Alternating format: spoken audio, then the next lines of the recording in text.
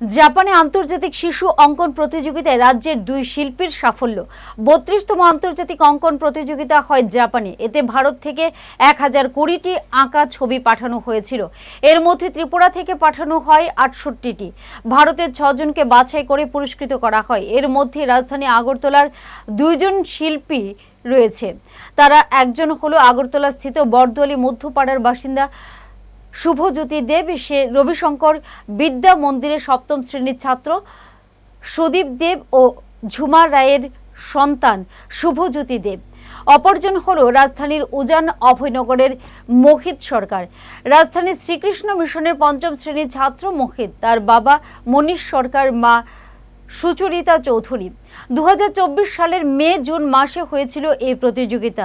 প্রায় 1 বছর পর সার্টিফিকেট দেওয়া হয়। দুই শিশুর সাফল্যে খুশি অভিভাবক থেকে শুরু করে শিক্ষকরা সবাই। আপনার 32তম সারা ভারত পৃথিবীব্যাপী একটা চাইল্ড আর্ট কম্পিটিশন হয়, সেটা হয়েছে জাপানে, ইনহাকারি অ্যাসোসিয়েশন জাপান।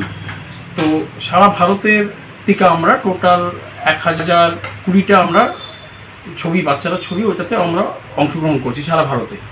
তার মধ্যে সারা ভারতের মধ্যে টোটাল 6 জনরে জাপান থেকে পুরস্কৃত করা হয়েছিল। তার মধ্যে আমরা স্কুলের 2 জন স্টুডেন্ট, এক হচ্ছে মহিষ সরকার আর দ্বিতীয় হচ্ছে গিয়া শুভজ্যোতি দেব।